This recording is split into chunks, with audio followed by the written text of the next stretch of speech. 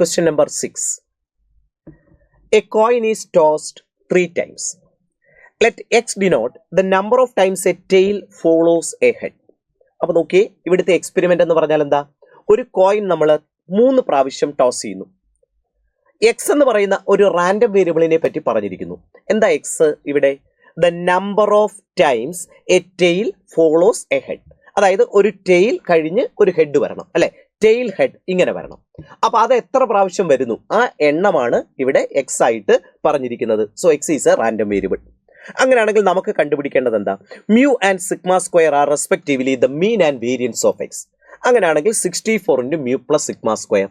അപ്പൊ നമുക്കിവിടെ ശരിക്കും കണ്ടുപിടിക്കേണ്ടത് മീനും വേരിയൻസുമാണ്. ഒരു റാൻഡം വേരിയബിൾ തന്നിട്ട് അതിന്റെ മീനും വേരിയൻസും ഒക്കെ കണ്ടുപിടിക്കാൻ പറഞ്ഞാൽ നമുക്കറിയാം ഉറപ്പായിട്ടും എന്ത് വേണം? എക്സ് എന്ന് പറയുന്ന റാൻഡം വേരിയബിളിന്റെ പ്രോബബിലിറ്റി ഡിസ്ട്രിബ്യൂഷൻ വേണം. എന്താ probability distribution of A random variable? ആ റാൻഡം വേരിയബിളിന്റെ വാല്യൂസും അതിന് കറസ്പോണ്ടിങ് ആയിട്ടുള്ള പ്രോബബിലിറ്റീസും, അല്ലെ? അതിനെ നമ്മൾ ഒരു ടേബിൾ ആക്കി എഴുതി വെച്ചാൽ അതല്ലേ പ്രോബബിലിറ്റി ഡിസ്ട്രിബ്യൂഷൻ. അപ്പൊ ഇവിടെ നമുക്ക് എക്സ് എന്ന് പറയുന്ന റാൻഡം വേരിയബിളിന്റെ വാല്യൂസ് വേണം, അതോടൊപ്പം തന്നെ അതിന്റെ പ്രോബബിലിറ്റികളും വേണം. അപ്പൊ എക്സിന്റെ വാല്യൂസിനെ പറ്റി മനസ്സിലാകാൻ ആദ്യം നമുക്ക് സാമ്പിൾ സ്പേസ് ഒന്ന് എഴുതി നോക്കിയാലോ. Sample space s is equal to, ഇവിടെ 3 കോയിനുകളാണ് ടോസ് ചെയ്യുന്നത്. അങ്ങനെ 3 കോയിനുകൾ ടോസ് ചെയ്യുമ്പോൾ നമുക്ക് വേണമെങ്കിൽ ആ 3ഉം എന്തായിട്ട് വരാം? ഹെഡായിട്ട് വരാം, ശരിയല്ലേ? അതല്ലെങ്കിൽ 2 ഹെഡ് മാത്രം വരാം. അപ്പൊ 2 ഹെഡും 1 ടെയിലും, അതിങ്ങനെ 3 രീതിയിൽ വരാം, ശരിയല്ലേ മക്കളെ? ഇനി അതല്ലെങ്കിൽ 1 ഹെഡ് മാത്രമായിട്ട് വരാം. 1 ഹെഡ് മാത്രമായിട്ട് വരാം. അപ്പൊ TTH ആകാം, THT ആകാം, അതല്ലെങ്കിൽ HTT ആകാം. അതല്ലെങ്കിൽ 3ഉം എന്തായിട്ട് തന്നെ വരാം? ടെയിലായിട്ട് വരാം. അപ്പൊ ഇതാണല്ലോ 3 കോയിനുകൾ ടോസ് ചെയ്താൽ നമുക്ക് കിട്ടുന്ന സാമ്പിൾ സ്പേസ് എന്ന് പറയുന്നത്. ഇനി നമുക്ക് എക്സിന്റെ പോസിബിൾ വാല്യൂസിനെ പറ്റി ഒന്ന് ചിന്തിച്ചു നോക്കാം. ഇവിടെ എക്സ് എന്താണെന്നാ പറഞ്ഞിരിക്കുന്നത്? നമ്മളിങ്ങനെ 3 കോയിനുകളും ടോസ് ചെയ്ത് കഴിയുമ്പോൾ എങ്ങനെ വരണം? A tail follows a head. ഒരു ടെയിൽ കഴിഞ്ഞ് ഹെഡ് എന്ന് വരണം, TH എന്ന് വരണം. അപ്പൊ നമ്മൾ 3 കോയിനുകൾ ടോസ് ചെയ്താൽ എത്ര പ്രാവശ്യം TH എന്ന രൂപത്തിൽ വരും? നമുക്ക് നോക്കിയേ, ഒന്നാമത്തെ കേസ് നോക്കിയേ, സാമ്പിൾ സ്പേസിലെ ഇതായത്, അല്ലെ? അപ്പൊ 3 കോയിനുകൾ ടോസ് ചെയ്ത് കഴിഞ്ഞപ്പോൾ നമുക്ക് ഇങ്ങനെയാണ് കിട്ടിയത് എന്നിരിക്കട്ടെ. അവിടെ ടെയിൽ കഴിഞ്ഞ് ഹെഡ് എന്നുള്ള കേസ് കാണാനില്ല. അപ്പൊ എത്ര പ്രാവശ്യം ടെയിൽ കഴിഞ്ഞ് ഹെഡ് വരും? ആ എണ്ണമാണല്ലോ എക്സിന്റെ വാല്യൂ. അപ്പൊ ആദ്യത്തെ കേസിൽ എക്സിന്റെ വാല്യൂ എന്ന് പറയുന്നത് 0 അല്ലേ? അങ്ങനെ കാണാനില്ല. ഇനി സാമ്പിൾ സ്പേസിലെ രണ്ടാമത്തെ പോയിന്റ് ആണ് നമുക്ക് റിസൾട്ട് ആയിട്ട് വരുന്നത് എന്നിരിക്കട്ടെ. അങ്ങനെയാണെങ്കിൽ നമുക്ക് എക്സ് എന്ന് പറഞ്ഞാൽ എന്താ? ടെയിൽ കഴിഞ്ഞ് ഹെഡ് TH എന്ന് വരണം. അപ്പൊ രണ്ടാമത്തെ കേസിൽ ടെയിൽ കഴിഞ്ഞ് ഹെഡ് വരുന്ന കേസ് ഒന്നും കാണാനില്ല. TH എന്നിവിടെ കാണാനില്ലല്ലോ, 0. ഇനി നമുക്ക് ആ മൂന്നാമത്തെ കേസ് നോക്കാം. മൂന്നാമത്തെ കേസിൽ TH എന്ന് 1 പ്രാവശ്യം വന്നിരിക്കുന്നതായിട്ട് കാണാം, അല്ലെ? T കഴിഞ്ഞ് H വരുന്ന ഒരു കേസ് അവിടെ ഉണ്ടല്ലോ. ഇനി അടുത്ത കേസ് എടുത്താൽ അവിടെയും T കഴിഞ്ഞ് H എന്ന് വരുന്ന ഒരു കേസ് അല്ല ഉള്ളൂ, അല്ലെ? ഒരു കേസിലപ്പുറം വരാൻ പറ്റില്ല എന്ന് നമുക്കറിയാം. 3 കോയിനുകൾ മാത്രമേ ടോസ് ചെയ്യുന്നുള്ളൂ. അപ്പൊ T കഴിഞ്ഞ് H എന്ന് വരുന്ന ഒരു കേസാണ് അവിടെ ഉള്ളത്. ഇനി ഓരോന്നായിട്ട് നോക്കിയാൽ അടുത്തത് ഇതിന്റെ കേസ് നോക്കിയാലോ. T കഴിഞ്ഞ് H വരുന്ന ഒരു കേസാണ്. അടുത്തതിലെ T കഴിഞ്ഞ് H വരുന്ന ഒരു കേസാണ്. ഇതിനകത്തെ T കഴിഞ്ഞ് H എന്നുള്ള കേസേ കാണാനില്ല. അപ്പൊ എക്സിന്റെ വാല്യൂ അവിടെ 0 ആയിരിക്കില്ലേ?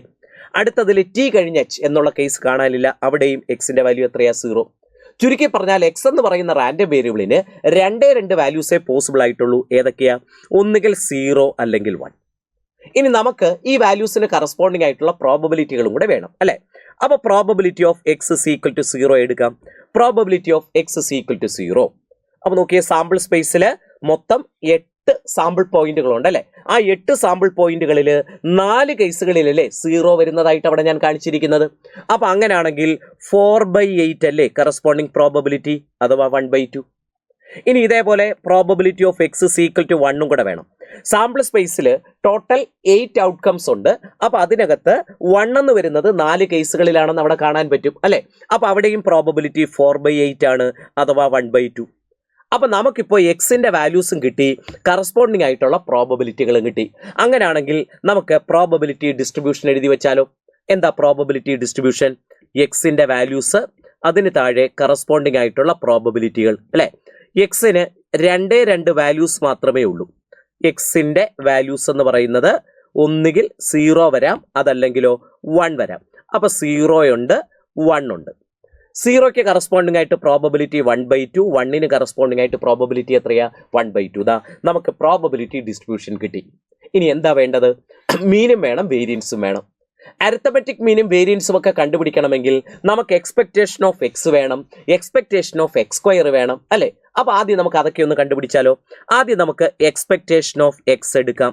എങ്ങനെയാ എക്സ്പെക്ടേഷൻ ഓഫ് എക്സ് കണ്ടുപിടിക്കുക? എക്സിന്റെ ഓരോ വാല്യൂനെയും അതിന് കറസ്പോണ്ടിങ് ആയിട്ടുള്ള പ്രോബബിലിറ്റി കൊണ്ട് മൾട്ടിപ്ലൈ ചെയ്ത് ആഡ് ചെയ്താൽ മതിയാകുമല്ലോ. അപ്പോൾ നമുക്ക് 0 × 1/2 പ്ലസ് 1 × 1/2, അതായത് 0 + 1/2 അഥവാ 1/2 കിട്ടും. സോ എക്സ്പെക്ടേഷൻ ഓഫ് എക്സ് എത്രയാ? 1/2. ഇനി നമുക്ക് എക്സ്പെക്ടേഷൻ ഓഫ് എക്സ് സ്ക്വയർ അല്ലേ വേണ്ടത്? എക്സ്പെക്ടേഷൻ ഓഫ് എക്സ് സ്ക്വയർ ആണെങ്കിൽ എക്സിന്റെ സ്ക്വയർ എടുത്തിട്ട് വേണം പ്രോബബിലിറ്റിയുമായിട്ട് മൾട്ടിപ്ലൈ ചെയ്യാൻ. So 0² × 1/2 plus 1² × 1/2. അപ്പോൾ അതും 0 + 1/2 എന്ത് തന്നെയാ? 1/2 തന്നെയാ, അല്ലേ? അപ്പോൾ അങ്ങനെയാണെങ്കിൽ നമുക്ക് അരിത്തമെറ്റിക് മീൻ മ്യൂ, അല്ലേ? Therefore mu is equal to, mu എന്ന് പറയുന്നത് എക്സ്പെക്ടേഷൻ ഓഫ് എക്സ് തന്നെയാണ്, അല്ലേ?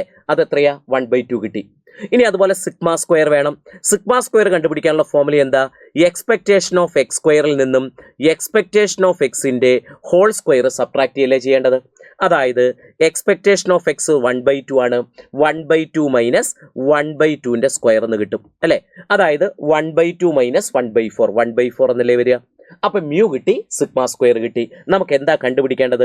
64 × മ്യൂ പ്ലസ് സിഗ്മ സ്ക്വയർ അല്ലേ? Therefore 64 × mu plus sigma square is equal to 64 × mu എന്ന് പറയുന്നത് 1/2 ആണ്, സിഗ്മ സ്ക്വയർ 1/4 ആണ്, അല്ലേ? അപ്പോൾ ഇത് എത്ര കിട്ടുക? 32 + 16 എന്ന് കിട്ടും. സോ 48 അല്ലേ നമ്മുടെ ഫൈനൽ ആൻസർ ആയിട്ട് വരുന്നത്. സോ 48 ആണ് നമുക്ക് ഫൈനൽ ആൻസർ ആയിട്ട് അവിടെ വരുന്നത്. 48 വന്നിരിക്കുന്നത് ഓപ്ഷൻ 2 ആണ്. സോ ഓപ്ഷൻ 2 ആണല്ലോ കറക്റ്റ് ആൻസർ.